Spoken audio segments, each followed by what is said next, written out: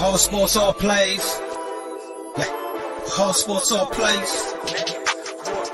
All sports, all plays. 365, we're making up plays. You talking the game, get you through the days. We're high in the court, the dime in the lane. Variety topics, living the same. All presentation, sports information. Hitting the airways, taking the nation. All sport, all plays, like working your faces. Grace at the field, so tie the laces. All sports, all plays.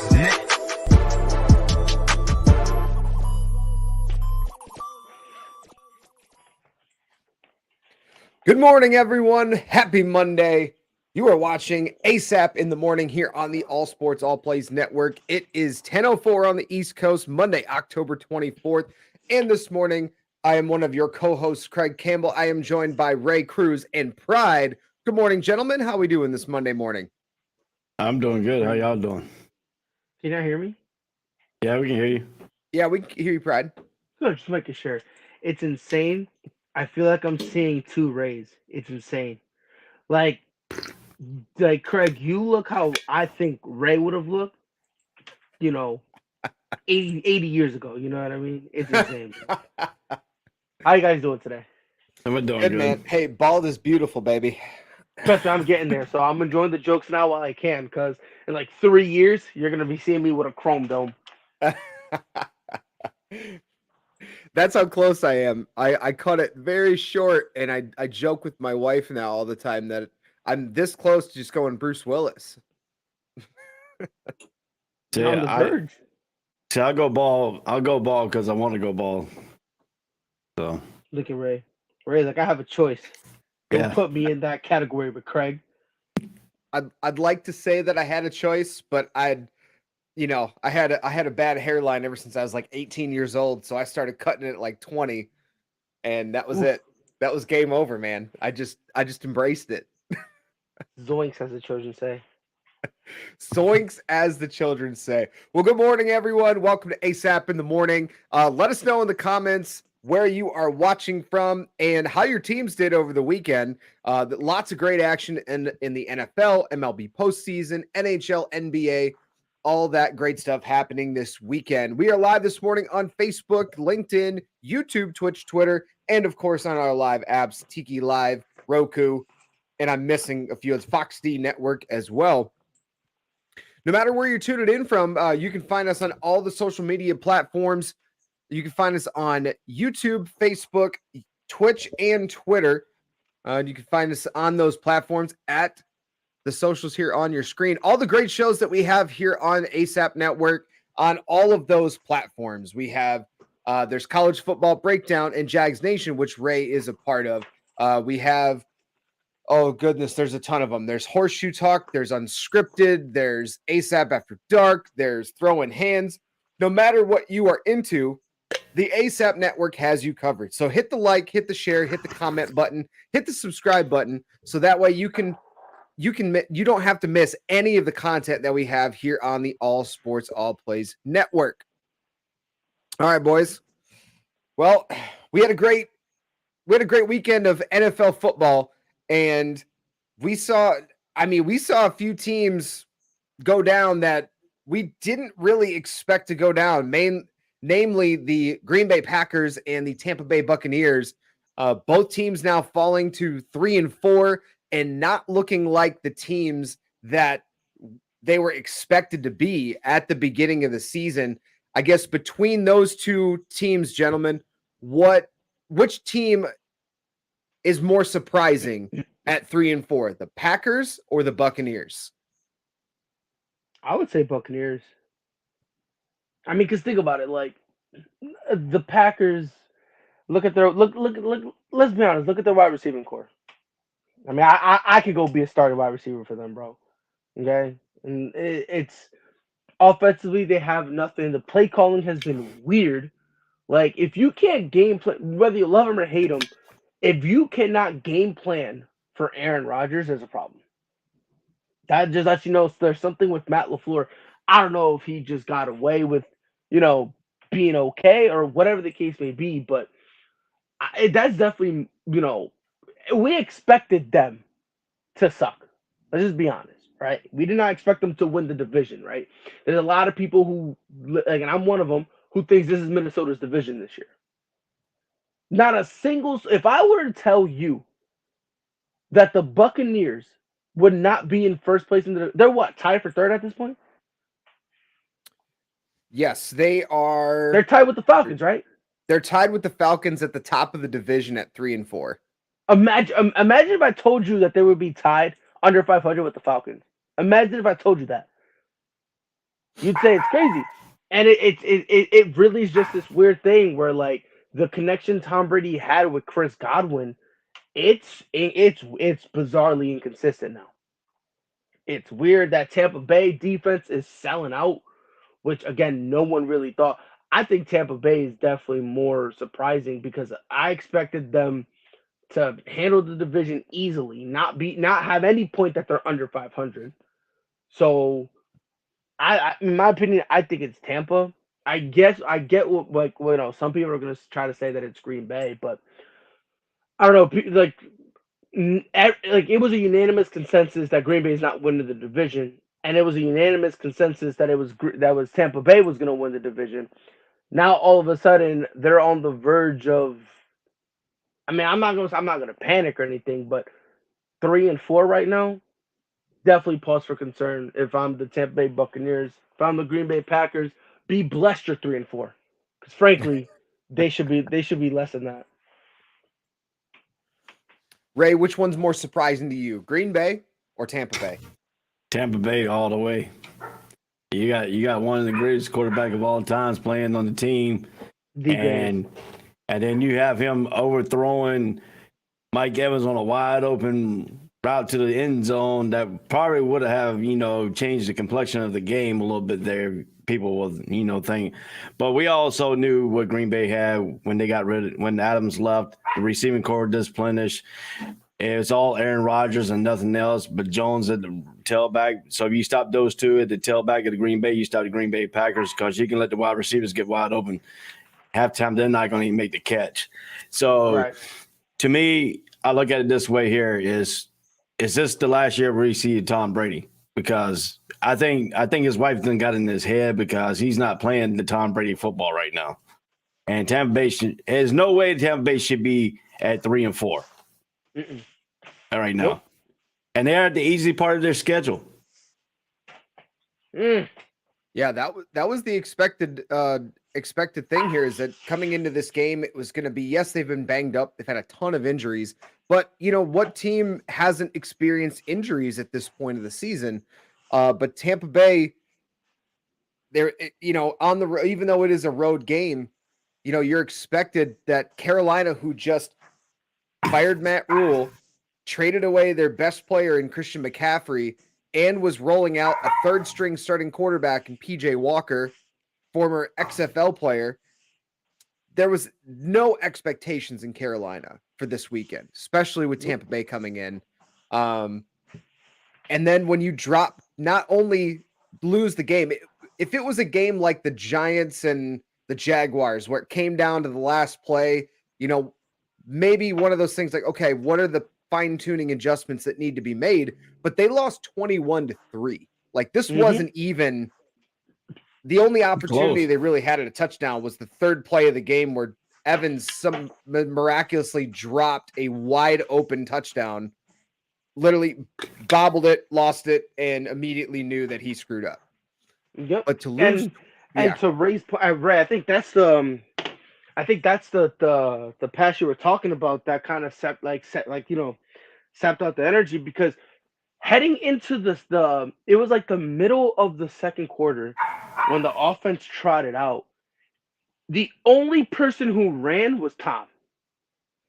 And Tom ran and turned around, and everyone is walking with their heads down.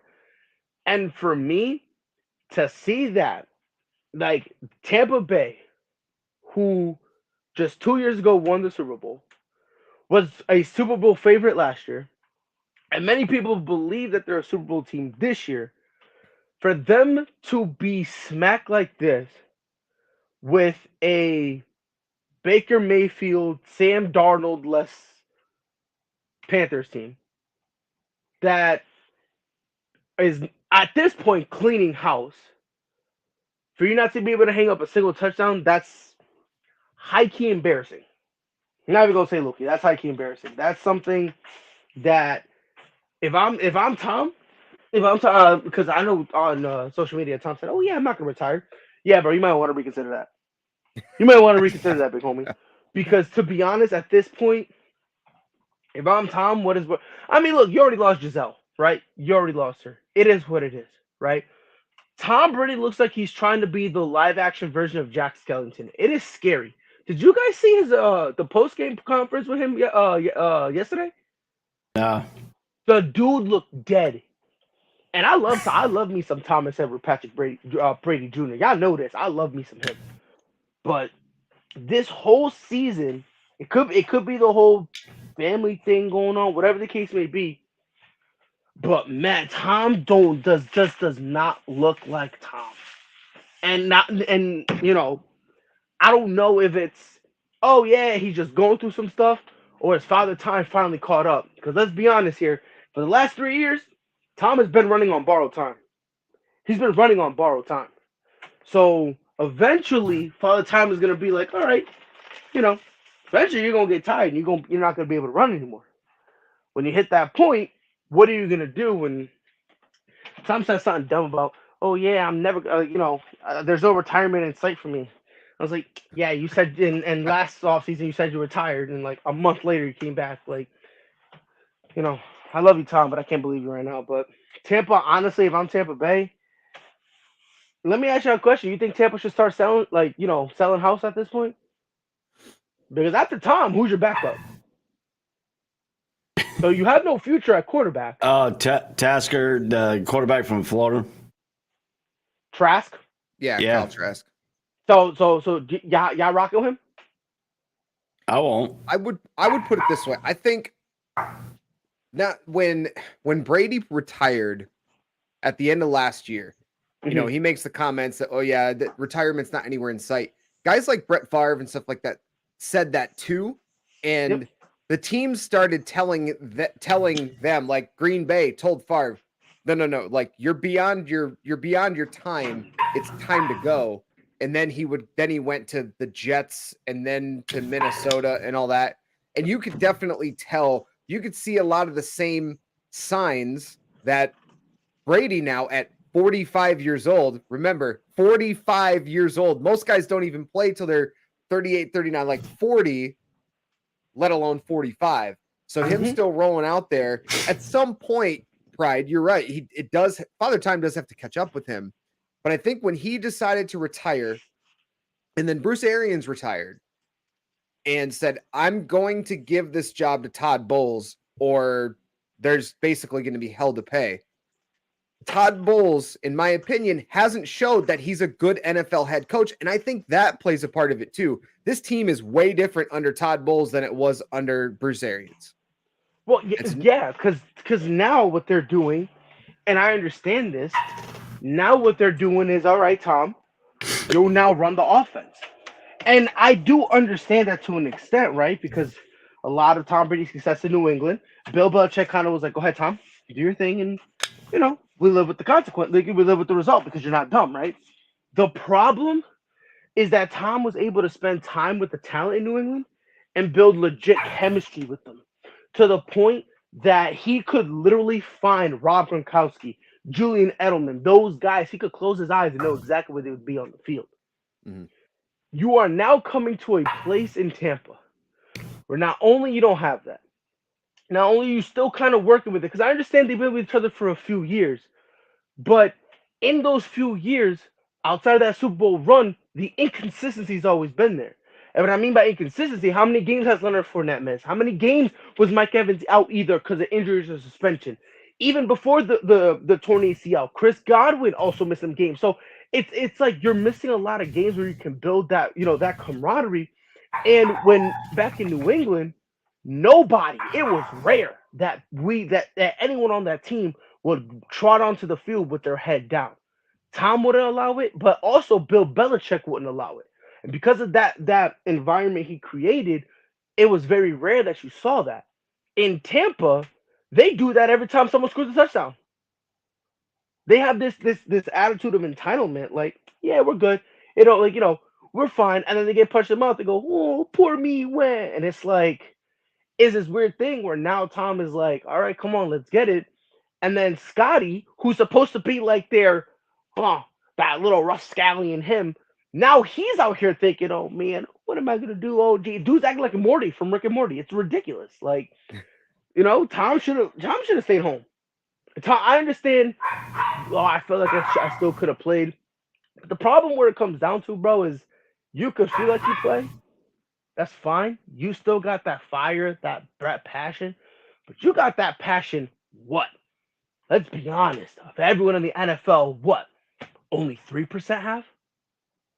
Let's keep it a beat. How many times have we had a conversation? A guy gets paid, guy wins a ring, whatever the case may be, and all of a sudden he falls off the face of the planet. You brought up Brett Favre. Remember, the reason why the Packers moved on from Brett Favre is because Brett Favre told them, hold on to the job, and I'm not coming to practice. I'm not coming to OTAs, none of that. I'm just showing up for game time. And they're like, hold on, time out. We can't let that rock. We can't do that. Because if we set a precedent for you, now what? So now it's like, I don't know, man. It look like Mike Evans don't got that same dog in him no more. Well, I can't even say that because he almost beat up Marshawn Lattimore. So let me watch my mouth before he beats me up. But on the field, I don't know, just the whole team just looks. I don't want to say lackadaisical. I don't want to say that, but before, especially Tom's first year, they loved adversity. Heading into the bye week, they were struggling bad before they turned it around and ended up, going undefeated for the rest of the season and winning in the playoffs to win the ring. Now, you even say the word adversity around these guys, and they need therapy. So, I don't even think it's like a Bruce Arians thing. I just think that some teams, when they win that ring, they're just chilling now. And to Ray, I think Ray brought the point, stack up the injuries on top of that. And it's like, you lose, that fire dims a little bit. And then, you got guys getting injured over and over and over again. That's just how it goes. Yeah, I think there's definitely a little bit that goes into it whenever you have the sustained success that they had for a couple years with Brady at the helm, and then also changing coaches. You've got a lot of injuries, so you've got maybe some guys are now kind of out for themselves versus out for the whole entirety of the team. But to answer your question that you asked a few minutes ago about, do you sell the house if you're Tampa Bay? Right now, no, because you still got like a week or so until the trade deadline. It is possible that you might see them try to make a trade to make a final push to the playoffs. But in my honest opinion, this is the last season for Brady, whether he likes it or not. I think that's probably going to be a decision at the end of the year to go, hey, Brady, we love you. You brought a championship here. I think it's time. Like, there's definitely a drop off. Yes, we've had injuries, but in the off season, then I think Tampa makes that fire sale to where they trade guys. They start looking to the future. They'll probably look at drafting a quarterback. All that different stuff I think happens this offseason, especially if the trend now continues, because they don't have their bye week until week 11. So you still got 3 more games, all home games, but against Lamar Jackson in Baltimore, against the Rams, and then against Seattle, they've been a lot better of a team than a lot have thought this year. So it is possible, based on how the Bucs have played the last couple of weeks, it is possible they could lose 3 more games going into the bye week. And now you're talking about a 3-7 Buccaneers team, which is mind-blowing to a lot going into the season to think that they'd be 3-7 in their bye week. But I think that trend continues. Then I think in the offseason, you might see the Buccaneers go, okay, we need to change course and we need to rebuild. But if you're talking about a rebuild, that second string quarterback is Blaine Gabbert. And then you got Kyle Trask, who's the third string quarterback. But if you look at the tight ends, they had Cameron Brate, who's out. They had Chad Oden. He did pretty good against Carolina Then you had and then you had Kyle Rudolph, who is now the 4th string tight end on that team. You know, Kyle Rudolph was, pretty highly touted up in Baltimore. But I mean, dude, I think to me, Tom Brady is missing Gronk face down, because that's his security blanket. When he gets blitzed, that's his security blanket. He doesn't have a security blanket right now. You can blitz Tom Brady right now, he has nobody he can really trust except for Mike Evans. And even then, Mike Evans this year, he's kind of, because of the entire situation with Chris Godwin, they're using him more as a deep throw or deep threat. So the only guy you can really rely on to be your security blanket, you need him desperately elsewhere. And then the experiment with Julio Jones is not working out. He's out still. Well, the thing to think about is the people that you're talking about. Kyle Rudolph, he was a mainstay in Minnesota for so many years. He's older. Bum. Gronk is gone. Yeah. Is he missing Gronk? Maybe in the locker room, yes. On the field, he's not the same Gronk that we're used to. He's definitely a much older Gronk. I think take that out of the equation too. You're also talking about Julio Jones, who he is beyond his prime days as well. So if you're trying to pull all these older veterans to come in and expect them to play like they did in their prime, you're already setting yourself up for some failure. But the one thing that I think the Buccaneers are not doing really well in general that's really hurting them is they're dead last in the league in rushing. They're dead last in the league in rushing the football. And their defense still isn't playing bad. Statistically, they're still a top 10 defense. But that offense, outside of the passing game, when you mentioned you could blitz Brady all day right now, and he looks like he's very uncomfortable. He might not be making the right reads, might be trying to get the ball out, to enforce the ball in places. And some of the throws he had yesterday in Carolina just weren't on the mark either. It just, you're surprising at kind of what happened. But I think part of that is also stem from they're dead last in running the football in the NFL. And that if you can't run the football, teams are going to line up knowing that you're going to throw it. And they're going to do exactly what Ray just mentioned, is they're going to blitz the hell out of you, and they're going to bring different things. And if you have a beat up offensive line, that's not going to help either. But the thing is like, so for like the run thing, they try to establish a run. I give them credit because they try. The problem is when they're busy trying to establish the run, they end up being down 10, 15 points. So then they got to throw the ball. Then they get into position. Like, again, outside of the Panthers game, which is crazy, when they would go and throw the ball, they would get back in the game. Like they would air it out, and then they would be like, okay, we're back in it. And then it's the old saying, if it ain't broke, don't fix it. So then they feel like they have to double down to the passing. So it's kind of a weird thing where, again, this comes down to a guy like Todd Bowles, who is a defensive coordinator. He's not the head coach. He's the defensive coordinator, in my opinion, who's more worried about the defense. And then you have Tom Brady and Leftwich, who they talk. But I don't think – I think it's a situation where Tom is like, you call what you want. I'm running what I want because I passed the ball, 5 times in a row?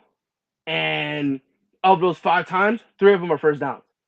So if you want Leonard Fournette to touch the ball, I'll hit him with a screenplay. He'll get the ball.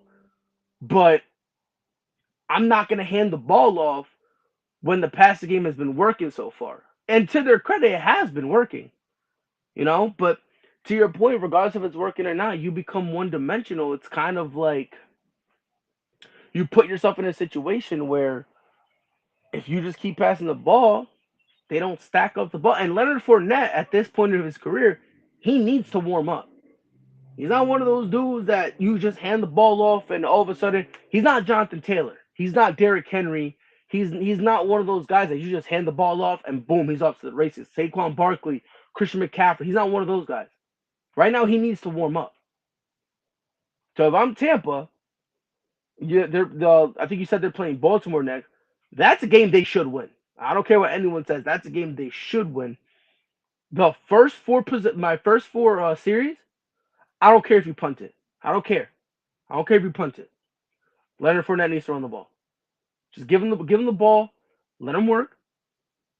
Then after that, middle of the first quarter, that's when you should look to start throwing the ball and utilize play action because Tom Brady loves the play action. As soon as they bite, that's gonna make Mike Evans wide open over the top, and all of a sudden, everything else is gonna open.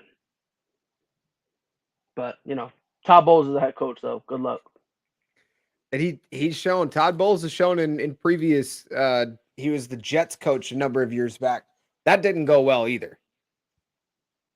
So it just kind of surprises me. I don't know if it's, I think injuries might play a part of it, but you mentioned Byron Leftwich. Like, he was in conversation for head coaching gigs not more than 2 years ago. And now all of a sudden this year, you've got a 45-year-old Brady, you've got a depleted roster because of injuries, and Bowles takes over, and now all of a sudden the offense doesn't look good at all. And you wonder, is it play calling? Is it, what are the factors going in? There's a lot of them, but it's just kind of unfortunate to see for somebody like a Byron Leftwich who was in conversation to be an NFL head coach, and now this offense looks a shell of their former selves. Absolutely.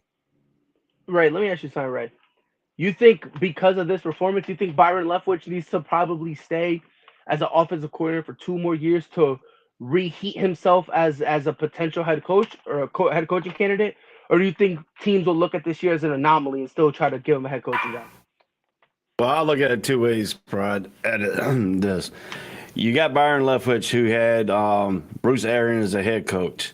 Bruce Arians was helping him calling the offense, had him do what he needs to do. But you got Todd Bowles, who is a micromanager type deal. So he's probably put a clamp on all the offensive stuff that runs. That's what he did in New York, and that's what he's doing now. Todd Bowles is a better defensive coordinator. As a coordinator, he's good. But as a head coach, he is sorry because he don't understand the concept of offense. Because as a head coach, you got to know something about the offense. You got to know a little bit about the defense. You got to know a little bit about special team. You got to be the CEO of the thing. He's not a good CEO.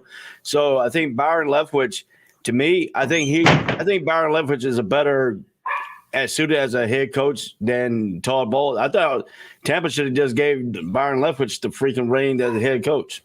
I mean, that's what I thought. Well, Bruce Arians made it very clear that he wanted Todd Bowles to succeed him as coach, or else I don't know what the consequences would have been, but he basically forced Tampa Bay to give Todd Bowles the head coaching job.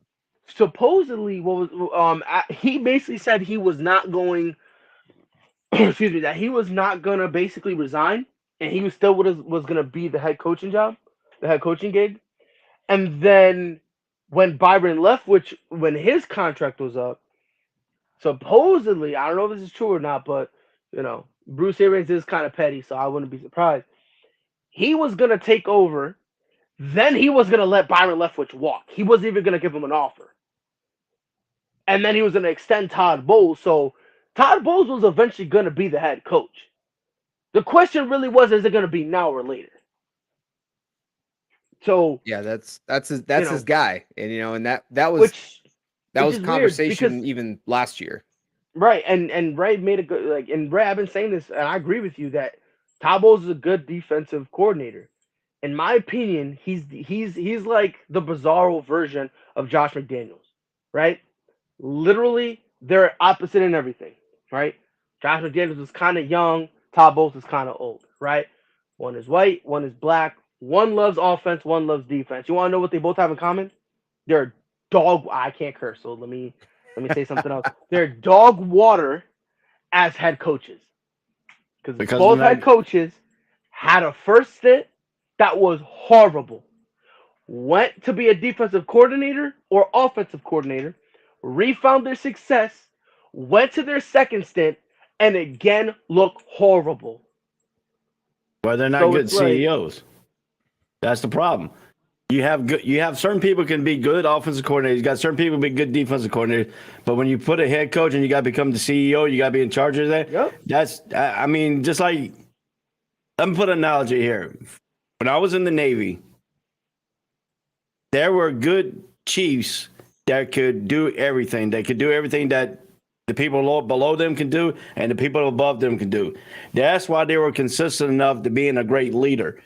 But you have some that weren't even a great leader.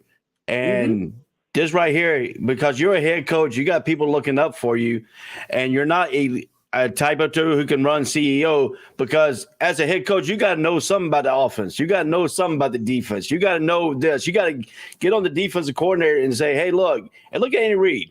Andy Reid is an offensive coordinator, but he gets on his defensive coordinator worse than anybody I have ever seen. And if you didn't see it yesterday, when that 49er offense started cranking up a little bit, he went down there and started fussing out his defensive coordinator left and right.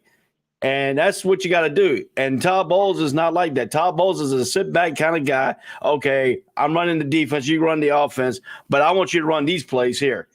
Because I guarantee you, he handicapped Byron Leftwich and what he can call, what he can't call. Without a shadow. Without a shadow, we're probably dud plays. Like, you know what I mean? I'm pretty sure that he was like, all right, I know this play's not going to, it's not really going to work. But he put him in a situation where if it worked, he was going to be like, oh, yeah, I called that play. And if it didn't work, he can go, well, Byron Leftwich is in charge of the offense. So,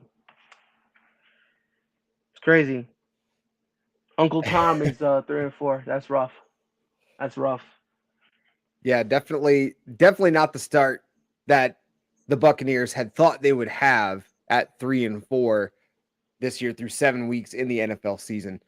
But we'll touch a little bit here, and then we'll move on to the Monday Night Football. We'll touch a little bit on the arguably the best division in the NFL, the NFC East. The Cowboys won in Dak's return. The Giants survived. They hung on and survived in Jacksonville. And then out of those teams, you had the Eagles. Eagles were off this week. Yep. So Eagles undefeated off this week. The Cowboys coming back. Dak didn't look great. He looked horrible. It did not look good. He looked horrible. But I mean, that's to be expected though. Yeah, to be honest. I don't think that's an indictment on him or anything. But it's like, when you're out for that long, like 1 week is one thing, right? Like, but when you're out that long, like, you're gonna come back in your first game, you're gonna look bad. Yeah, they definitely did not. They didn't look great. The defense made plays when they needed to, and they surprisingly were very effective running the football. They stuck to it, which is kind of what we had talked about last week, is what the Cowboys needed to do to get Dak back into his rhythm, is to, hey, we're going to run the ball. We're going to allow you to make some plays, but we're going to focus on running the football. And that's exactly what they did. Zeke had 2 touchdowns. Pollard was the leading rusher, only had 83 yards, but they rushed for over 150 as a team. So they're now keeping pace with the Giants of all teams, the Giants and the Eagles. And I know, Ray, you were at this game in Jacksonville. And I guess from how did Daniel Jones and that offense look from your point of view watching that game live compared to what we all saw on TV? I know the Jacksonville Jaguars played a great game. They had a chance. They made some mistakes, but they had a chance at the end to steal this game. But what did you see? What did you see out of this game from the Giants' perspective? Well, being there in person, the first thing I saw was we just gave them the game, because ETN, when it was going in for the end zone, going for a touchdown, and he fumbled a freaking ball going into the end zone. That took us 6 points, maybe 7 points, in the extra point, 7 points off the board right there. Then we had some tough calls, but I like the aggressive approach that Doug Peterson did. But for the Giants, he ran the ball very effectively against the Jaguars because Jaguars just keying on Saquon Barkley. They didn't want Barkley to beat them, even though he had 110 yards rushing. But he didn't break those long runs like he usually does against them. But Daniel Jones had over 107 yards rushing because we couldn't get back to him because the way the defense was set up. So he ran the ball effectively, passed the ball effectively. But to me, if you play against a quality team like the Philadelphia Eagles, he's going to have problems because he's not very accurate with his throws. He had a couple guys wide open yesterday, and for God knows reason, he couldn't get the ball to him, or the receivers just dropped the ball. He snapped on one of the plays. He snapped on the receiver really bad when he came up the field, but then he blamed himself at the press conference for doing that in front of everybody. But to me, Daniel Jones is not an effective quarterback. He has problems game to game, but they figure out how to win because teams don't do what the Jaguars did, key on Barkley. But then you got other guys they don't have any weapons. You start Saquon Barkley and you stop Jones, you stop the Giants offense. Point blank. Period. Because Kadarius Toney is not there. He's one of the bright spots in that wide receiver core. He's injured. He's always been injured. He's been injured since he came into the NFL.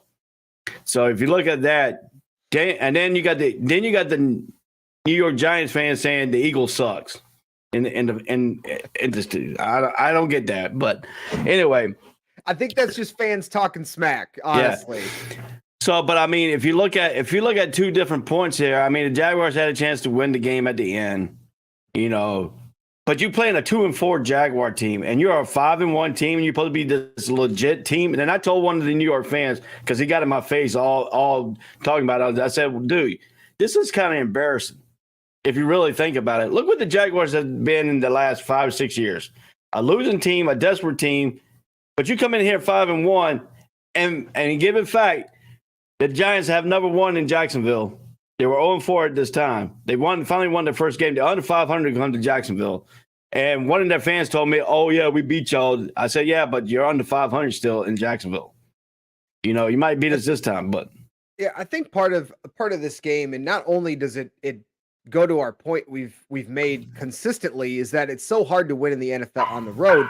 But the Giants are not one of those teams that, yes, now they're 6-1, but they're not one of those teams that's going to come in. They're a 5-1 team, and they're like the Kansas City Chiefs, or a team like, the Baltimore Ravens, or the Seattle Seahawks defense is the Legion of Boom, where they're going to come in and dominate on one side of the ball or the other. That's not the type of team they are. And, to be able to go out and do what you have to do to win, and it wasn't a pretty win. It was a gutsy win, but I think that's the identity that Brian Daboll brings to this New York Giants team.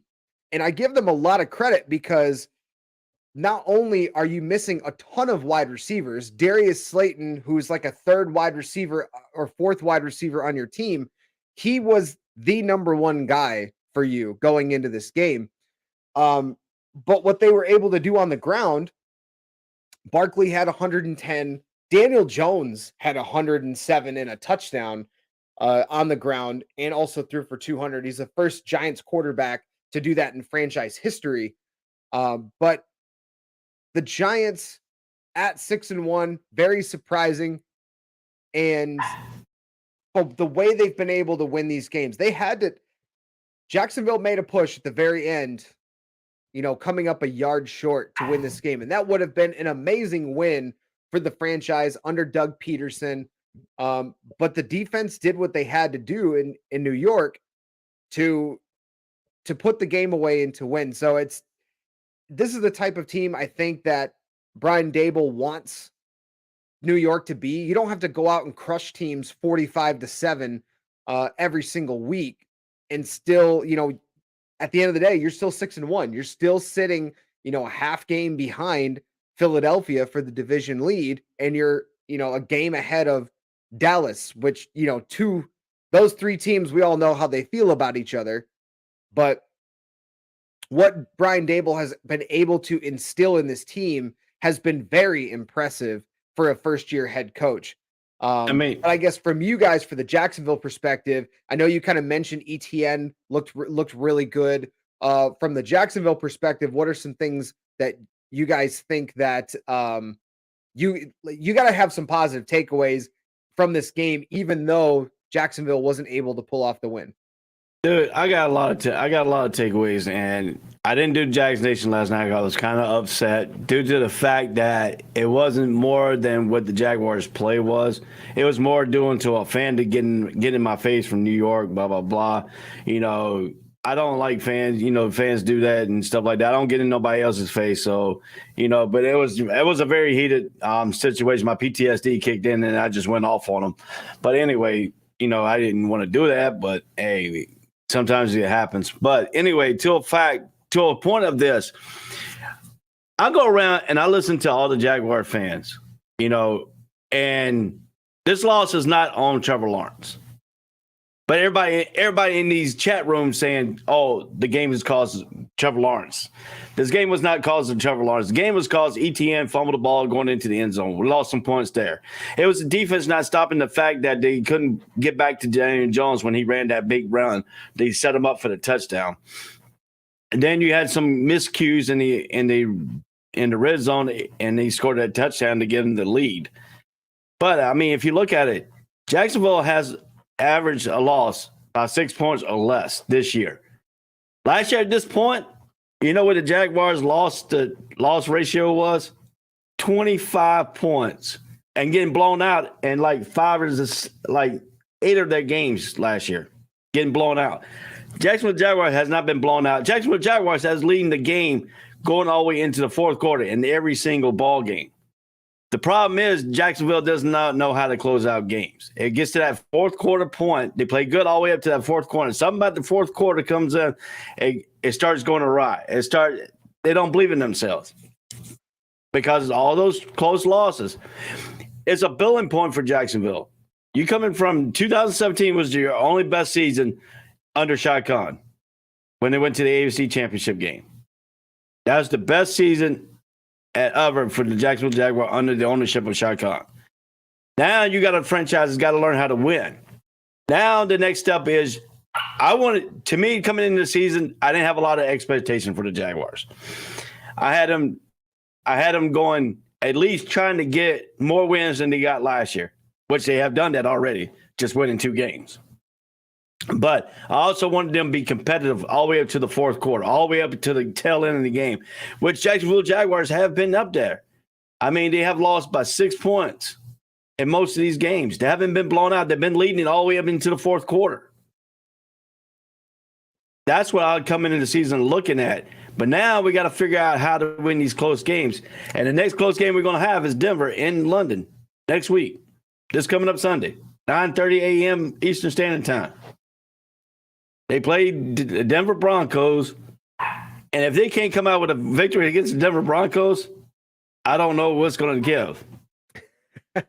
So. Yeah, and the Broncos didn't look good either this weekend, losing to the Jets 16-9 at home. Russell Wilson did not play. He had a hamstring issue, and you know, the Jets are surprising 5-2. I think that's a team that not a lot of people were expecting to make a big leap forward like they have. And now with the Jets at 5-2, they are, you know, they're a game behind. They're half a game behind Buffalo for the top spot in the AFC East. So I think that's a big surprise to people. But kind of shifting some focus a little bit here to tonight's game, the Monday night matchup. The Bears, who are 2-4, are going to be in New England for the 3-3 Patriots on Monday Night Football tonight. Mac Jones is rumored to be back in the starting lineup this weekend. He's missed the last 3 games while recovering from a left ankle injury that he sustained in Baltimore on September 25th. And if you are the New England Patriots, you're at home. Mac Jones is your starter, but backup rookie Bailey Zappi is 2-0, and he's got 4 touchdowns and only 1 interception this year under center. Do you roll out with Bailey Zappi, or do you let Mac Jones take back over his starting spot? I don't know. I mean, to me, a 3-3 New England and a 2-4 Chicago Bears playing Monday Night Football. This is worse than the Thursday Night Football game.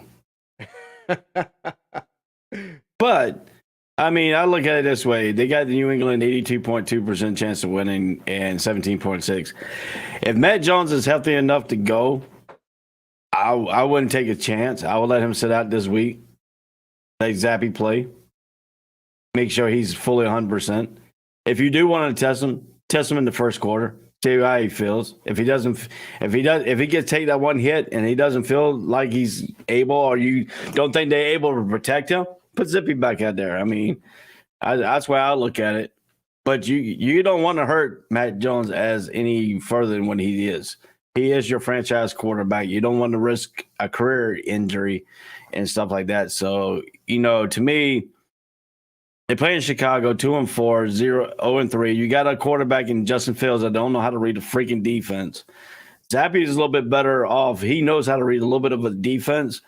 But to me, I think New England, if they're playing at home, so I think they just roll him. They might going to roll Jones out. Belichick is one of those type of players. If he's healthy enough, he's going to roll. That's the way he rolls.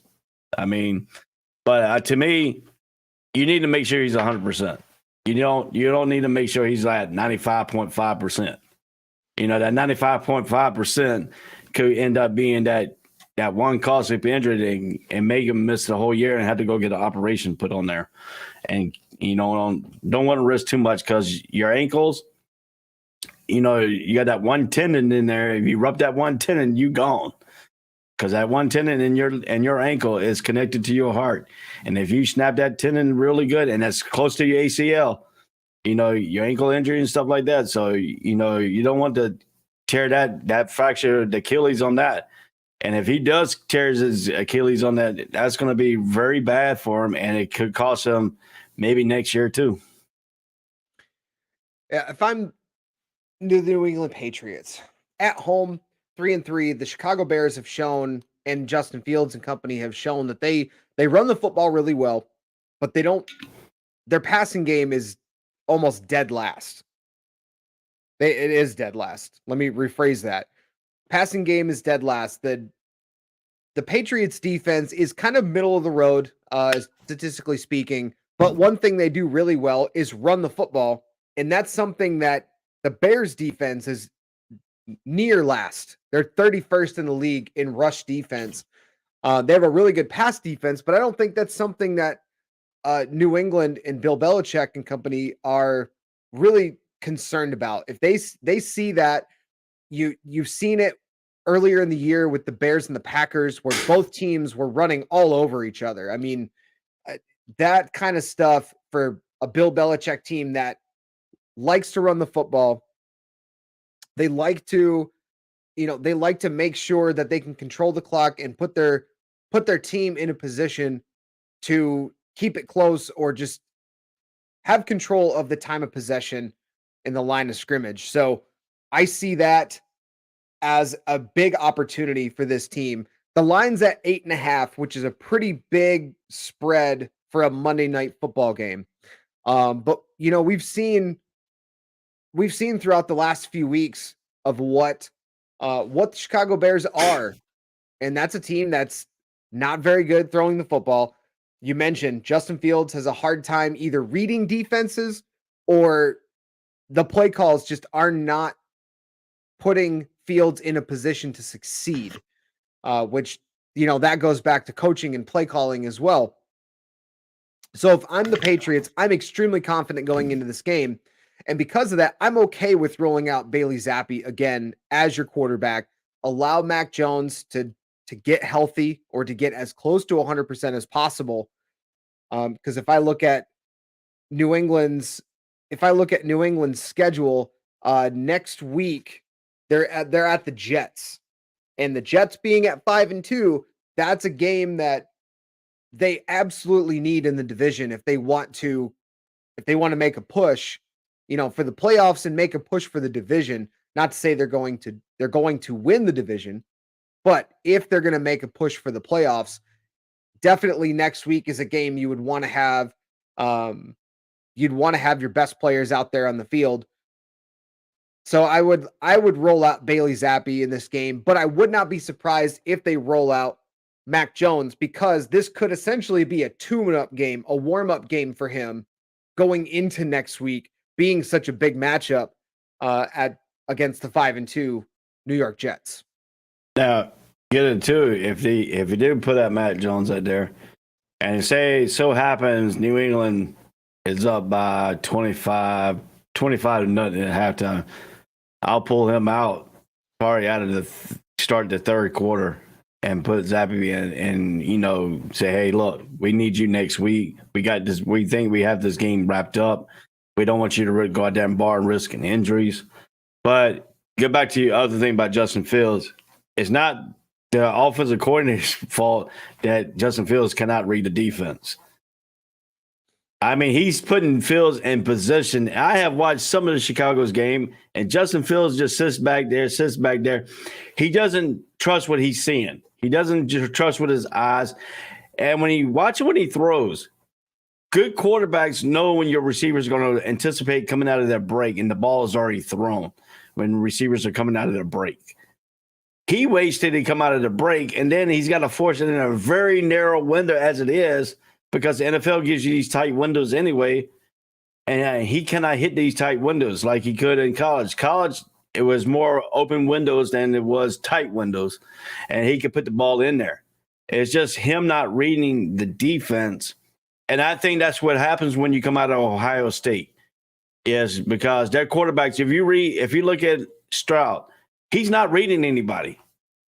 He's just knowing that, hey, I got a slant coming up. I'm gonna put this on my boy because slants are easy to throw, but you can't run slants there all game long in the NFL because the teams are gonna pick up on that and then they're gonna start jumping the routes. So the problem is he doesn't know how to. If I was in New England in this ball game, I'll go 2 safety high, because he does not know how to manipulate the safeties, point blank. And if you go 2 safety high, that takes your best wide receivers out of the play, and then you got to force it down inside, and he can't even do that either. So I mean, Justin Fields you stop him on the run, you stop the running game for the Bears, you stop him on killing you with his legs, and make him turn into a passer, then you can win this game easily. Yeah, and the other thing that you mentioned about Justin Fields, and they've given up a lot of sacks on offense as well, the Chicago Bears. So that's something that generally the Patriots can also do very well, is they can get to the quarterback, they can force some pressure, and I think that's going to make for a hard time. It's going to make for a very hard time for the Bears this weekend. Tonight, sorry. Mine's off in a different direction. Think about the next segment. Well, you got New England's. Look at the depth chart on their defense here. You got Lawrence Guy, who's questionable. You got Sean Wade, cornerback, questionable. Alfred Jennings, linebacker, questionable. Then your 2 offensive player, Mac Jones, questionable. Kendrick Burns, questionable. Bourne, questionable. Yeah, I don't think this game's going to be too much of a difficult night for New England. And I know Frankie, he's in full Foxborough Frankie effect now that the Yankees are out of the playoffs. But yeah, shift that focus. It's going to be a nice tune-up game if Mac Jones is slated as the starter tonight. But that game is going to be tonight on ESPN. Let me get that here. 8:15. And New England is favored by 8.5. Over-unders at 40. I don't know where that's going to fall, but judging by how these 2 offenses have played, I don't know. I'd probably take the over, just because I think New England's going to score more than 20 themselves. So, but if you look at it, New England's only allowing 15 points per game. And then you look at freaking Chicago, who's only scoring 15 points a game. So, Yeah, Chicago has shown they're not able to score a lot of points. Part of that, obviously having a very bad passing offense. You don't have any receivers. You can't protect the quarterback, and then when you can protect the quarterback, Justin Fields hasn't been able to make proper reads or push the ball downfield through the air. So Chicago and New England, those are happening tonight on ESPN Monday Night Football. So let's shift some focus over to the MLB postseason. MLB postseason, now the World Series is set. You got the Philadelphia Phillies are going to play the Houston Astros in the World Series. I didn't really watch a ton of the ALCS last night. Had some focus elsewhere, but I did. How good is Jeremy Pena? I mean, Jeremy Pena, 3-run homer. It's his first year playing at shortstop. They let Correa walk, and yes, he's an older rookie at 25 years old, but Jeremy Pena has been playing really well. And I'm just a little kind of surprised at how good he's been in the absence of Carlos Correa, because you thought there was going to be a little bit of a drop off, but Pena was really good. New York made their best effort to try to extend this series, but Houston, something we've talked about last week, something that Houston does really well, and they just continue. They'll get guys on base, and they'll just continue to chip away at your pitching staff. They'll get single. I guess there was a few errors that New York shot themselves in the foot a lot last night, unfortunately for them. But just Houston continuing to just chip away, and I think that played into a big aspect of why they were able to take the series on paper seemingly so easily.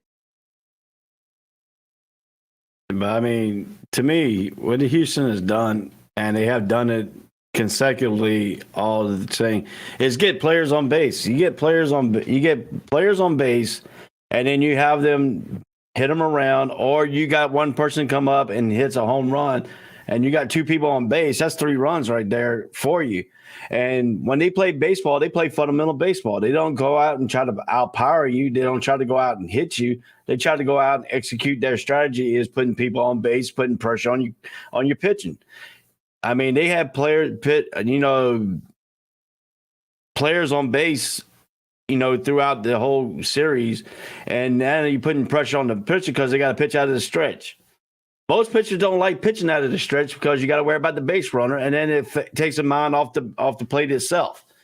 So that's one thing that the Astros has done over the last thing. I mean, this is what they're going to be their 4th World Series in 6 years. But then, when it gets to the World Series now, it's a different animal for Houston because they really don't. We got to see how they're going to execute against the Phillies. We know what happened last year. They did all this walk through the American League Division Series all the way up to the World Series, and then the Braves gave them a fight. And that's another thing too. So we got to see what the mindset with Houston comes in. Now Houston's getting back to the World Series, knowing that they lost last year's World Series. Now they want to come out and prove themselves. So what's going to happen? They haven't not lost a game yet in this playoffs. So what's going to happen if Philly does decide to end up, because they're playing a hot Phillies team. Both teams are coming in hot. I don't know which one is even hotter. I don't know if Philly's even hotter than Houston, or Houston's hotter than Philly.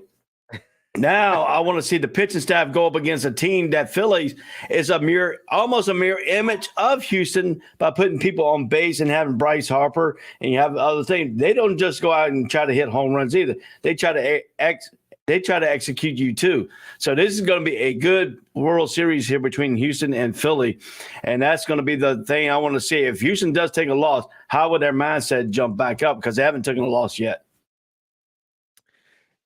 Yeah, Frankie had mentioned IKF messed up on the double play. I know looking at that, that was definitely a big blow to the Yankees because you put your team in that position. I don't think that was all on IKF because Gleyber Torres, that's communication between the shortstop and second baseman because he had tossed it as if IKF was going to be at the front of the bag, and he wasn't. He was near the back of the bag.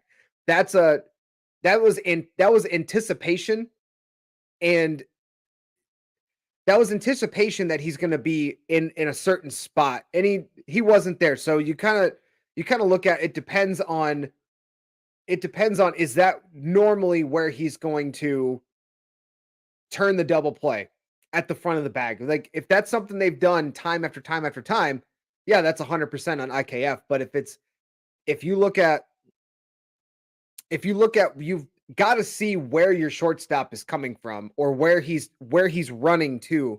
And I think part of that's also on Gleyber Torres, but there was a bunch of different things. The Yankees still had a chance, even all the way down, bottom of the ninth, 2 outs. Judge goes up to bat and swings at a pitch outside the zone, ground ball right back to the pitcher, game over.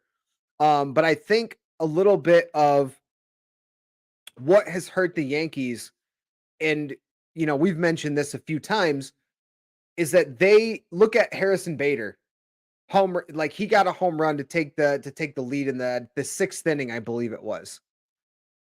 Again, 1 run, like solo shot.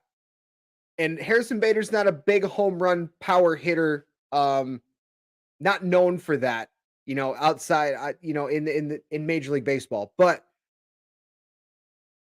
when you only get solo shot, and you're not getting a ton of guys on base, that's the part where I think the Yankees really kind of got themselves hurt, is the fact that they don't do what the Astros do, is get guys on base, and you just keep chipping away at the pitching staff. Because I mean, you look at, was it Nestor Cortez was pitching last night, gave up a 3-run homer, and they pulled him for injury almost immediately. He didn't really look all that great, but when you have I think it was a cutter that he threw, and it was literally right over the plate. And when you throw a cutter that doesn't cut, it basically was a meatball for Pena, and he just turned on it. I mean, if I give him a lot of credit because it was on the inside of the part of the plate, and when you turn on a pitch like that, it's going to go out. Like you turn on it like that quickly, it's going to go out. So for the Yankees, I know that's not the way they wanted to go out, but that's Houston's just kind of had their number. Unfortunately, they've bounced them, I think, 4 times since what was it, 2015 or something like that. But now if you're the Yankees, you've got to shift focus a little bit. We'll get to NLCS in just a second. But if you're the Yankees now, you've got to shift focus, and Aaron Judge is now becoming a free agent. He had turned down a contract offer from the Yankees early in this beginning of the season, and didn't have a counter offer. He didn't, he didn't really say anything about it at the beginning of the season, and now he's a free agent. He said, "Hey, I'm just ready for free agency," but he was very quiet after the Yankees loss. So now, if you're the New York Yankees, how important is it to bring back Aaron Judge next season? Well, it's very important to bring him back, but he went into the season and betting on himself. And when he did, he actually betted on himself, basically turning down the contract to the Yankees, say, "Hey, I'm going to show you what I can do." And boy, did he do it with 62 home runs. Beat Roger Maris's American League record for home runs. But two, he betted on himself. Now he can cash in, because now he can say, "Hey, look what I just did to you. I just did this. You got to now pay me is the Yankees willing to pay him? And if they do, they're going to have to cut some of their contracts because, the salary cap is going to be coming in.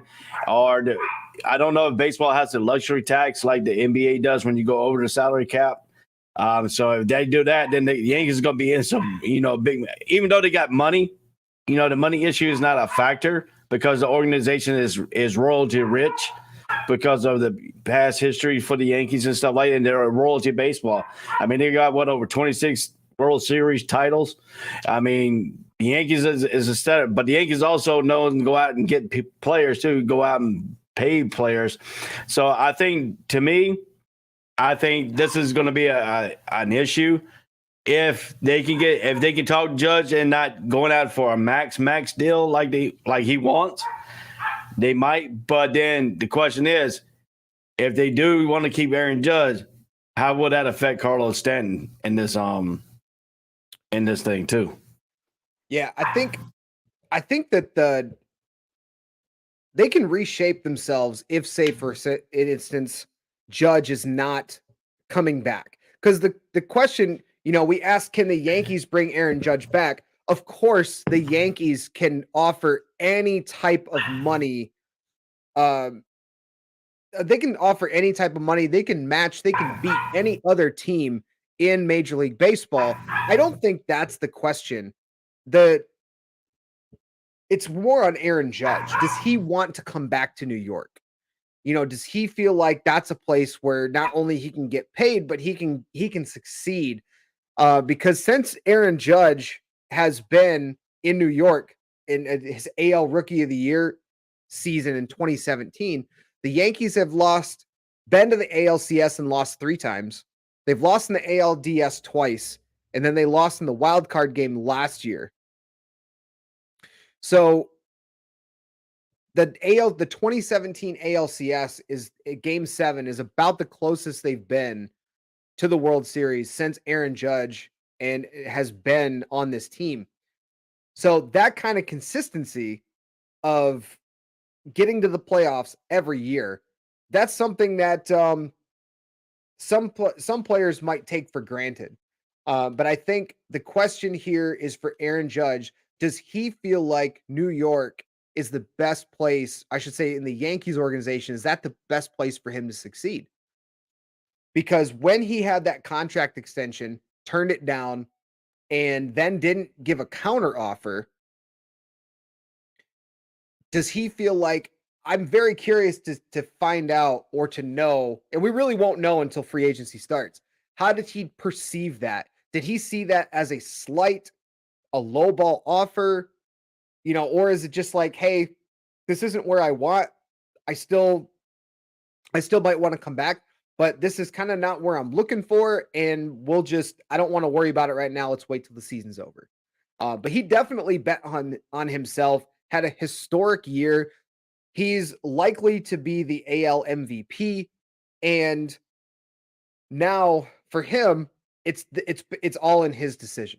Because the Yankees are going to fork out whatever they need to bring him back, and for good reason. But now it's more on Aaron Judge. The rumors are he could go to San Francisco. He could play for the Cubs are on the list. Even I've seen the Mets thrown out there, which would be that would be a huge turn of events in the city of New York if Aaron Judge stays in New York but goes to the Mets. That'd be a slap to Frankie right there.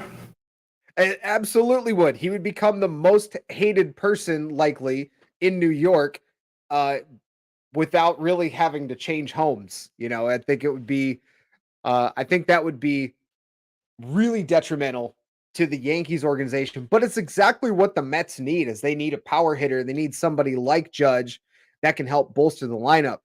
But if you're the Yankees, you have to remake your staff a bit. You have to do, and part of that might be on Boone. I know Frankie has said on this show that if they don't make the World Series, Boone is likely gone. And I don't disagree with that, because it's not that he hasn't had success, because if you take what the Yankees have done since 2017, making the playoffs, making the ALCS 3 times, ALDS twice, and in the wild card game last year. Any other franchise, that manager gets an extension because of that consistency making it to the postseason. But in New York, it is legitimately title or bust. If you don't make the World Series, you're going to get fired and trying to find somebody who can get you to the World Series. And that's just that's the standard. That's the standard that the Yankees have set for themselves. Because of their success over the longevity of their franchise. And I don't think it really has as much to do with Boone as it does the expectations of the organization and the fan base. If you can't get to the World Series, we're going to go find somebody who we think can get them to the World Series. So I think for that reason, Aaron Boone is probably gone. Boone's probably gone after this season now. And now my question would be, okay, who's going to replace him?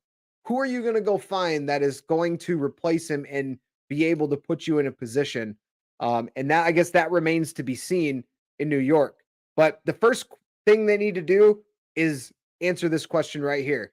Can you bring him back? Can you sway Aaron Judge enough to want him to come back and play in pinstripes? But this is the first thing. I went and Googled Aaron Judge's contract prediction. I just want to see what kind of answer I got. This is what he just said right here. For the Yankees to get in front door, they have to offer him the $37 million per season from 2023 to 2030, $296 million. But they have to give him an 8-year contract. It might get you. They said it might get you in the front door of Aaron Judge. They ain't say what he's looking for. They say it might. But they also got a prop bet in Vegas, too, that Aaron Judge is going to ask for 10 years, $40 million contract.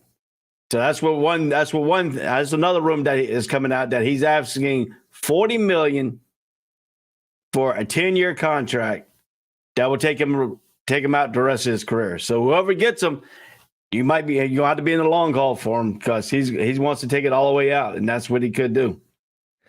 Yeah, and just for some understanding for everybody that's tuning in this morning, as soon as my screen will load up here. Here we go. This is from Spot Track. This is the highest averages in Major League Baseball. Mike Trout's at 35.5 million. And then you've got Correa, Rendon, Lindor, guys like that. So as far as what kind of a contract is Aaron Judge going to get, he's likely going to be looking, I think that 8-year contract, like this is the big contract that he can cash in on, Aaron Judge. And he's likely going to be, I don't know if he's going to be the first $40 million annual average guy, but I think he's going to get very close to that. I wouldn't be surprised if it's a 7-8 year deal, 30, anywhere between 35 and $40 million per year. And we know the Yankees will pay that, but just to kind of give some perspective to everybody that's tuning in of where the highest paid players are right now and where does Aaron Judge fall in this category? He's 30 years old. He's coming off a career season, and statistically speaking, guys after their year 30, or they turn 30 years old, that window for your prime is very, very slim now. I mean, by the time you look at Anthony Rendon, he's had a drop-off year. He's 33 years old. Mike Trout can't stay healthy, and he's 31. Some of these guys in their late 20s get those big contracts. But now Aaron Judge being 30 years old, he's likely going to get a contract that'll take him to the end of his career. It just depends on, if you're an organization, how much do you think he's worth? Do you think that he's worth paying up to $40 million to have him for the next 8 seasons and basically know that you have diminishing returns after year maybe 3 or 4 of this contract? Well, if you look at yours, you talking about the hitters and stuff. But the number one player in Major League Baseball all of 2022 high was Matt Scherzer, the pitcher for the Mets, $43.3 million. So if a pitcher can get $43.3 million, I know a power hitter with 62 home runs from the past season can get $40 million. You know, and if I was Aaron Judge and I got all the marbles in my court right now because I bet it on myself and I won, I would go after a $45 million contract for 10 years, become the highest paid player in Major League Baseball than a pitcher. That's what I would go for because that's a tongue twister for you, Ray. Yeah, the tongue twister.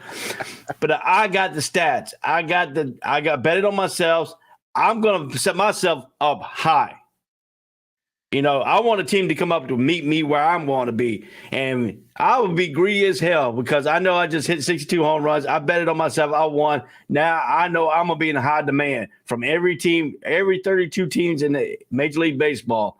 I would say myself, you got to come after me with $45.5 million. I want to be the highest paid baseball player in the major leagues instead of a pitcher.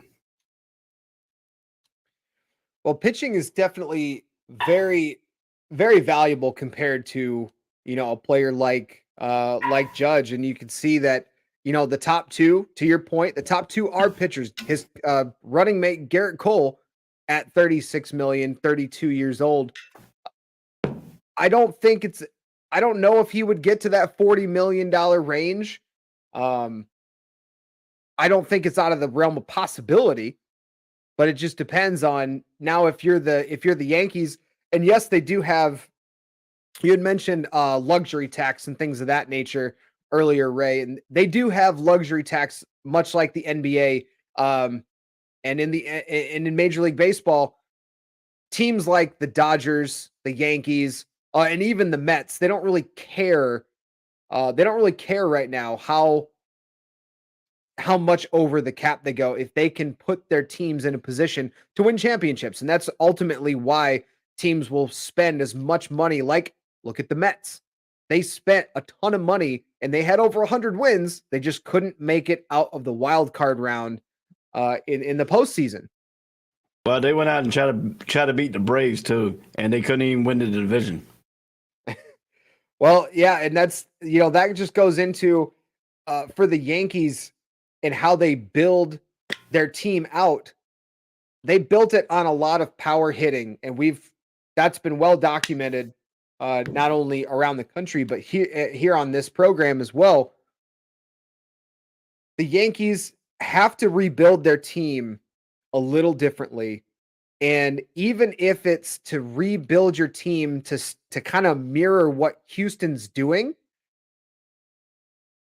mimicking is the highest form of flattery.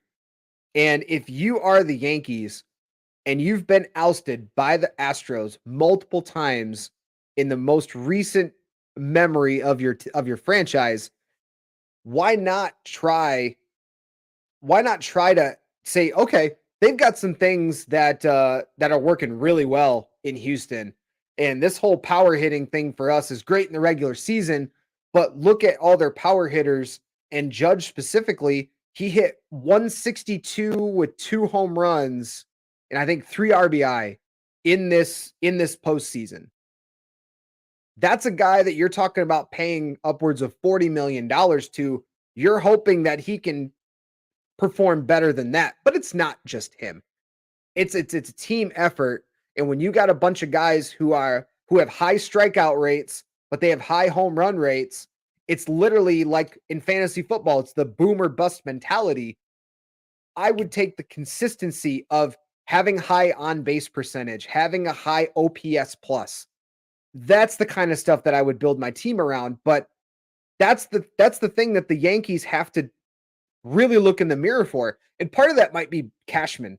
Brian Cashman might have to look and go, all right, either I'm not doing something that I should be doing, or I need to change my mindset on how we look at this roster as it's currently constructed. New York makes a lot of moves. I would not be I would not be entirely surprised if they make a ton of moves in the offseason, but the first thing's got to be about Judge. Damien's got a question here. Do y'all think if Boone gets fired, Yankees would bring back Joe Girardi? I'm going to say no. They've already seen that play out. And the answer, I don't know who they would go and get as their next manager, because I really can't think of any names out there off the top of my head without doing some research of who they would bring in. I really don't. That's a good question. Who would let's see if I can. I'm gonna do some fact checking here for a minute. I like run these scenarios because Google's supposed to be one of these best search engines you run scenarios on, and supposed to give you some good answers here. So I'm gonna run that. I'm gonna see what kind of list they come up with. You gotta love the speculation this time of year. But moving forward now. That's the thing you gotta look at if you're the Yankees. Okay, what do we do with Aaron Boone? Do we keep him? He's had some consistency getting to the playoffs, but he hasn't had the consistency, the success that the franchise and the fans expect, which is get to the World Series and ultimately win it. So what do you do with Aaron Boone? If we asked Frankie, he would have been out the door already. But that's the thing we have to think about, and we don't think about very much as fans. Like, for example, if you remove somebody like Aaron Boone, who are you going to replace him with? Are you going to do it in-house? Are you going to go try to find the biggest name you can? It's okay to think about, like, hey, we should probably look elsewhere for our manager. But when you say, let's just get rid of this guy, but you don't have a plan in place or ideas in place to replace said manager, you're causing more of a problem. You're not part of the solution, you're part of the problem. And that's where I think, unfortunately, Yankees fans are right now. I understand the expectations. When you have a franchise that has had so much success throughout the course of your history, you expect to win titles. Rightfully so. But when you start jumping on bandwagons, we got to fire this guy, we got to trade that guy, we got to do this. There's two sides to that every time. You have to replace someone with the guy that you just forced out of town. So who is it going to be? If you don't have an answer, sit down, stay quiet, let the guys in the front office make those decisions. Well, Google has given you a answer, but I don't know if Frank is going to like it. But they said Don Mattingly will be the next Yankees manager if they do fire Aaron Boone. Don Mattingly is an interesting name. I don't think that would be a bad idea. He's shown, yes, he struggled as the Dodgers manager, struggled mightily in the playoffs. But what he was able to do in Miami with no payroll and the front office does not have your back whatsoever. They're not concerned about putting a winning product on the field. That's why Derek Jeter left the organization and basically was like, hey, we're on two different pages right now. And that's, I want to win and they don't want to win. I think if Don Mattingly, that's probably the front runner. The more I think about it, that's probably the front runner to bring in and have the guy to be your next manager of this team. I also wouldn't be surprised if they try to go after some other big names that are already managing other ball clubs.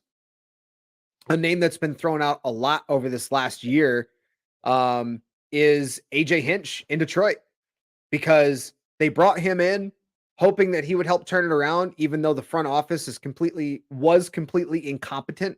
And you saw that in a guy with like Robbie Grossman, who had some career worst numbers, gets traded to Atlanta, and wow, all of a sudden he has a resurgence because they fixed his swing in a couple weeks that the Tigers couldn't figure that out for 2 years. Like it's mind blowing to me.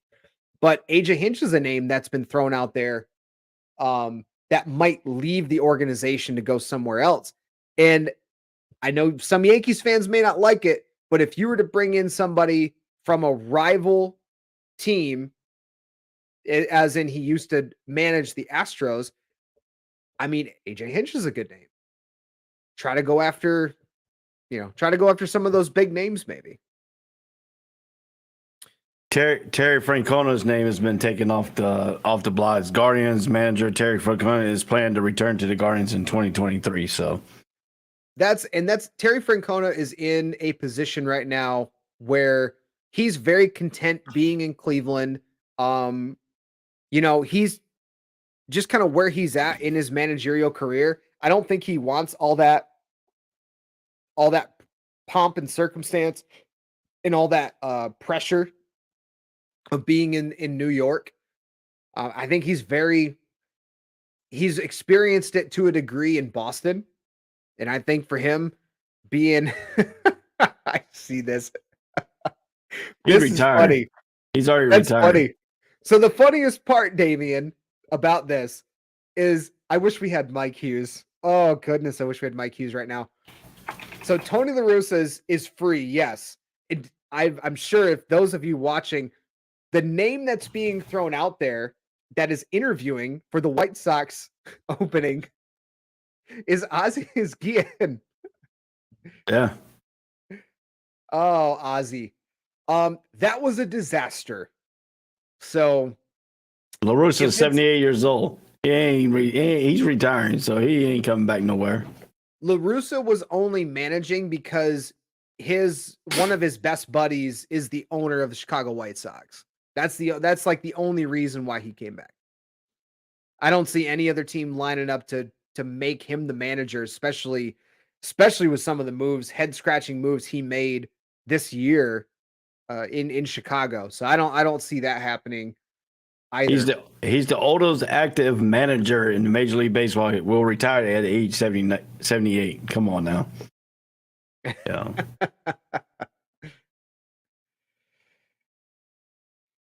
So, all right. So moving over to the NLCS, we had already mentioned the Phillies and the Padres a little bit. Phillies have been really hot. They make now the World Series for the first time since 2009. Bryce Harper hit a clutch 2-run home run, and it's their first pennant in 13 years. And I know going into this series, two teams that I don't think anybody gave a lot of credit to, or I shouldn't say that. I don't think it's two teams that no one expected. The Padres beating 200-win teams, the Phillies upsetting the Braves. I don't think anyone thought that either of those teams would make the NLCS, but two franchises that had been in the last couple years going all in. The Phillies, they went and got Bryce Harper a few years ago, and then this offseason went and got Kyle Schwarber. Making some of those moves. They went and got Noah Syndergaard at the trade deadline, who's been pretty good for Philly since they acquired him. But so on this, I was really feeling for the Padres because I was hoping that they would pull it off. But I mean, I'm not disappointed either way.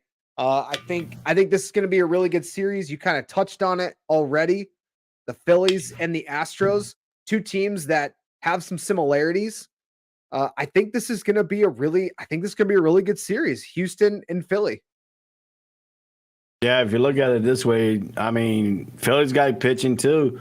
I mean, you can't disregard the Phillies pitching, and we know definitely Houston's got pitching and stuff like that. But this is going to be a mirror team. Like I said, it's going to be a mirror team of each other because they got capable hitters that can hit home runs, but they also got capable hitters that can get on base and play the base hitting game too, because that's what the Phillies did against the Braves. They played the base hitting game, and then they got people on base, and then they popped up and hit them home runs with extra people on base.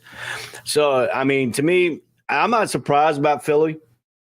People might be surprised, but I wasn't, because what we say, you peak at the right time, anything can happen. And what happened was Philly got rid of Joe Girardi, booted him out of the way, and then all of a sudden they started winning.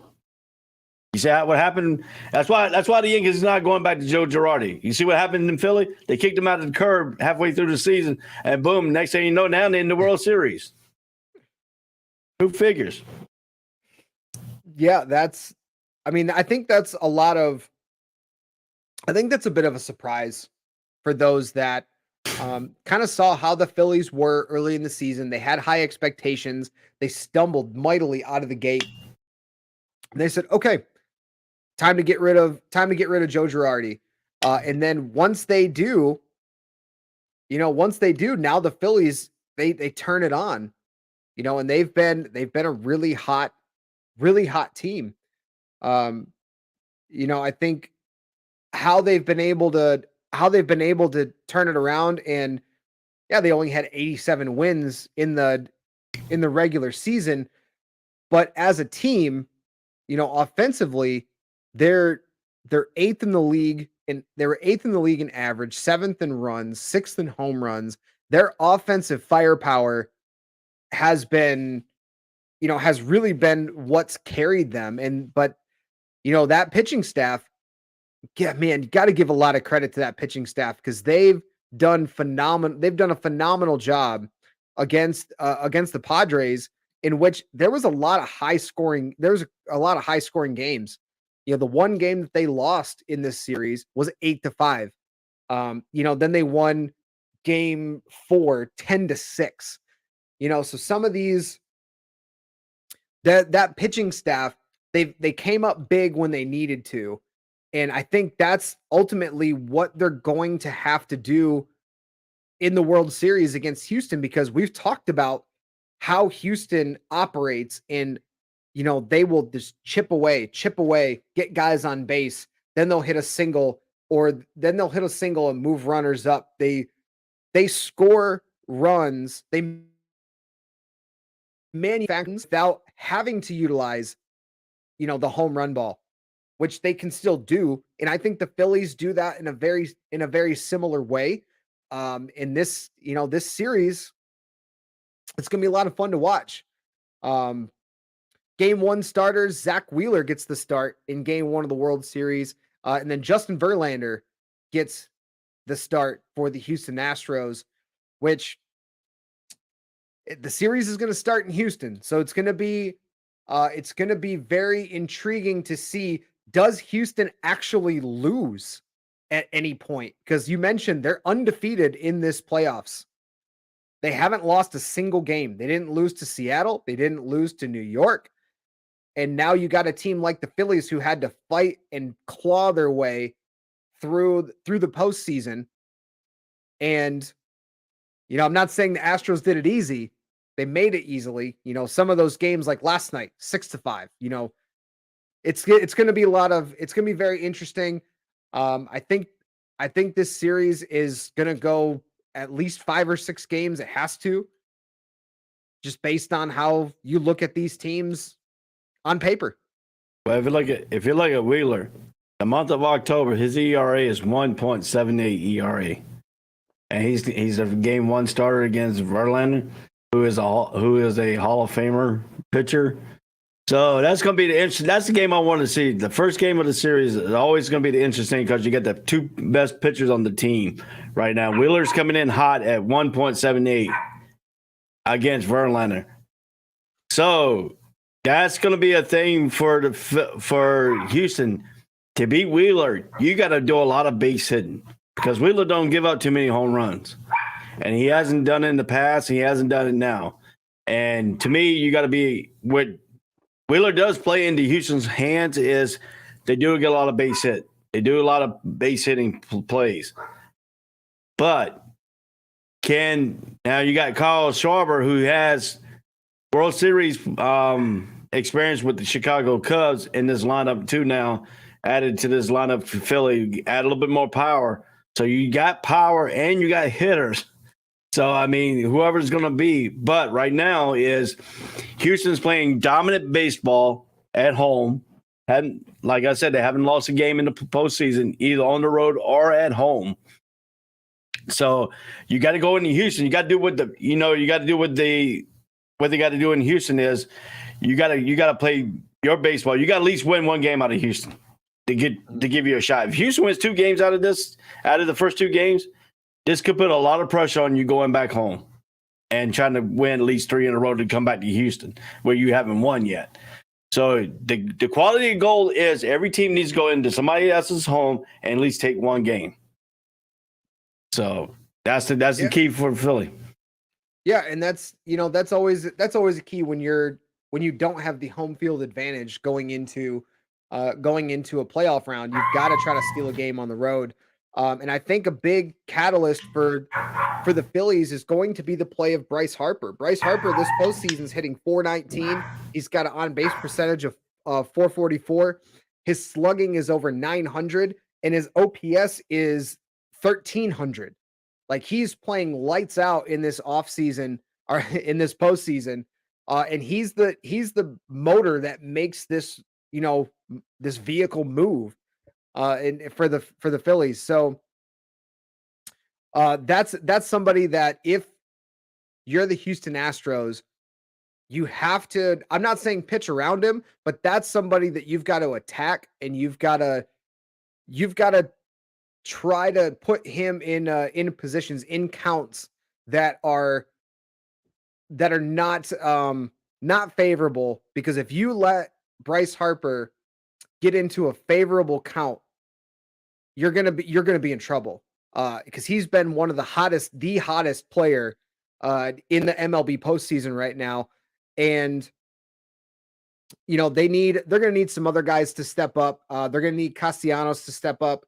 Schwarber, while he hasn't had a great average, he drew 3 walks in this last game, in game 5. He gets on base, and that's really what you want from your leadoff hitter. But Rhys Hoskins has a little bit of up and down. You got to see some more consistency out of him. Real Muto, the top half of that lineup is what makes that team move forward. And unlike the Houston Astros, where it's spread out across the entire roster, we mentioned going into game 4, how many players on the Houston Astros roster right now have OPS of over, I think it was 700 we went over, and it's literally like 5 or 6 players. But I mean, right now in the postseason, Pena is almost at 1,000. Alvarez is at 889. Bregman's at 975. Gurriel is 933. Corm's at 898. Like, you've got literally half this batting order have very high OPS ratings. And that's kind of what we've been discussing, is where the Phillies need to try to, it's easy to say, you just got to try to not allow base runners, try to just get guys out, try to make quick innings. If you have some of those extended innings, and we saw that in this ALCS, any mistake defensively could come back and be very costly, especially against a team like the Houston Astros. The New York Yankees can attest to that. You make one mistake, could have gotten out of the inning quickly, and then it was a game 3. They made a mistake in field. Was it Bader and Judge in the outfield? They made an error, in the very next batter, 2-run homer. So you got to limit those mistakes. And I think that's something that the Phillies are definitely going to be very mindful of. Try to get quick innings, try not to get through. You want to try to let your pitchers, especially somebody like Zach Wheeler, is going to turn right around in pitching game 1. Game 1 is going to be Friday night. So he is going to get a full rest period before coming back and pitching. So This is gonna be a fun series. I know that for sure. It's gonna be a lot of fun to watch the World Series kicking off on Friday.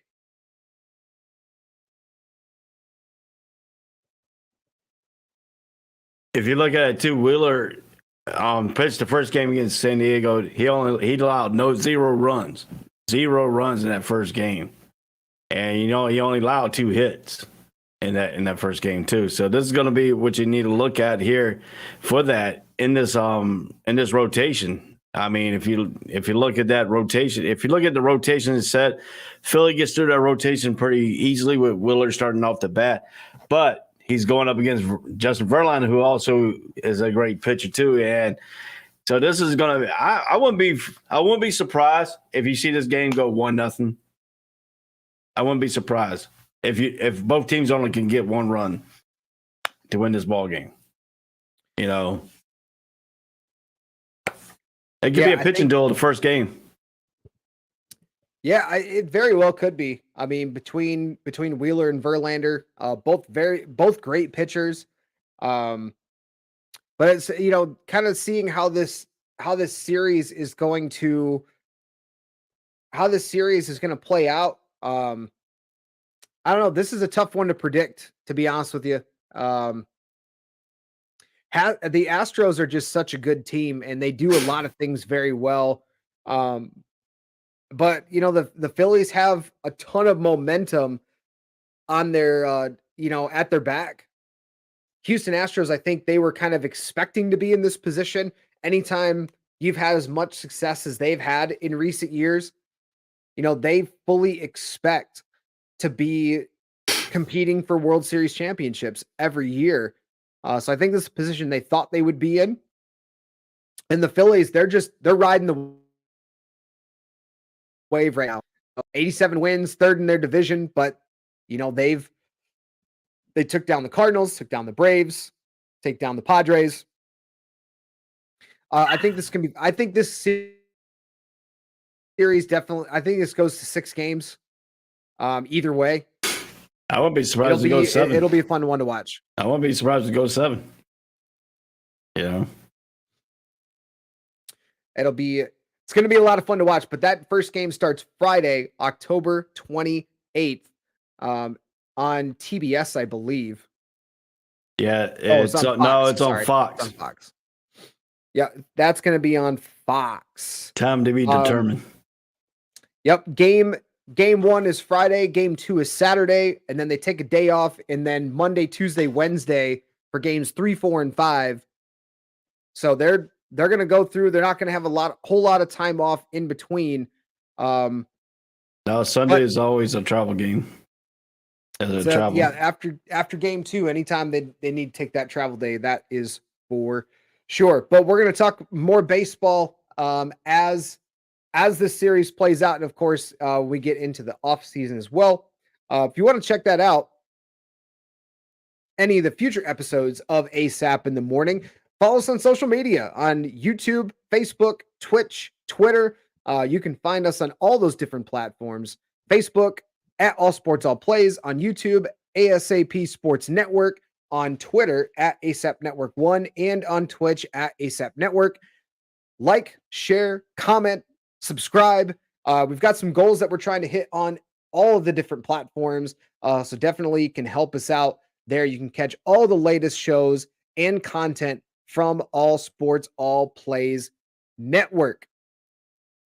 We'll be back tomorrow morning from 10 a.m. At 10 a.m.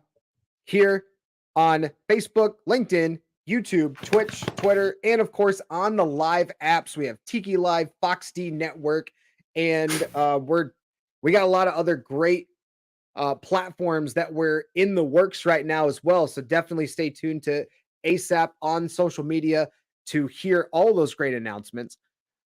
But any final things this morning, Ray, before we bounce out of here? Yeah, we ain't talking nothing about the NBA. We know the Lakers and LeBron James missing a jump shot to win the game. He doesn't have the killer instincts. But I did see one thing on the NBA here that I wanted to touch bases real quick. First week surprise, the good, the Utah Jazz, the bad, the 76ers, the ugly, the Lakers. Yeah, the Lakers is a very ugly situation. They're worst in the league in field goal percentage, 3-point percentage. It's bad. It's really bad in LA right now. They have no shooters. They have no shooters. And then LeBron came out and says, I want to win. I'm practicing hard, blah, blah, blah. LeBron, you need to hit that game winning jump shot if you want to help him win. I mean, the man's what, 37, 36, 38? He's in his late 30s. You can't expect this man to carry a team like he's carried teams in the past. He's not that type of player anymore.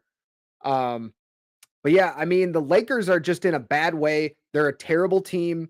They have a hodgepodge roster of guys that can't or have not shown that they can play together.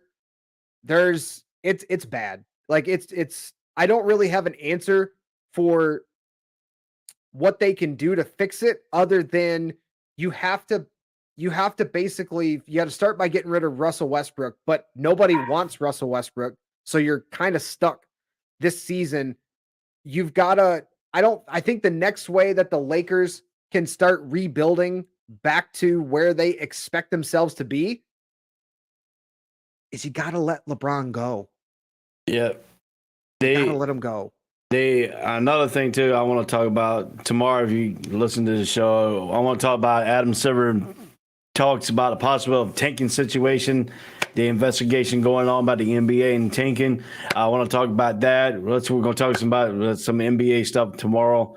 But as we continue on this week, we'll talk about some NFL, the Monday Night Football game, if it was good, bad, or the ugly.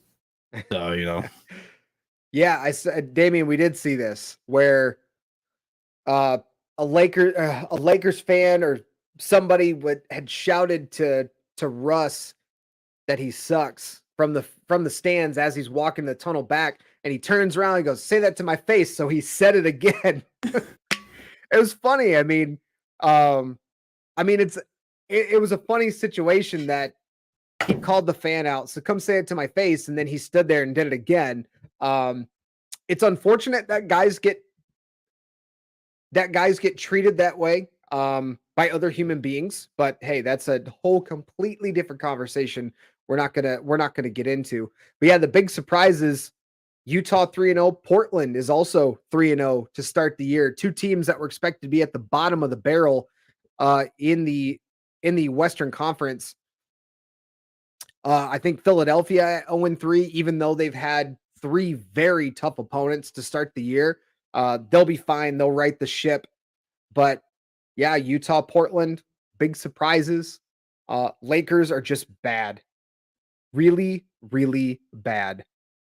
But yeah, we're going to talk more about the tanking situation in the NBA, how they've been trying to fight it for a few years, but we'll cover that tomorrow and get into that topic.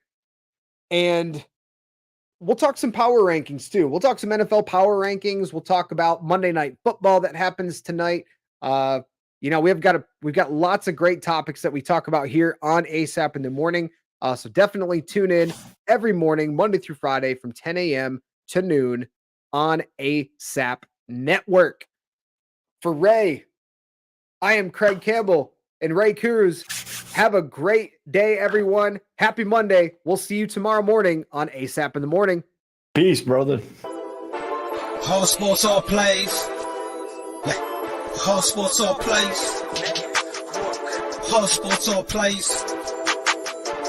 365, we making a plays. You talking the game, get you to the days. We're high in the court, the dime in the lane. Variety topics, living the same. All presentation, sports information. In the airways, taking the nation. All sport, all plays, they working your faces. Grace at the field, so tie the laces. All sports, all plays.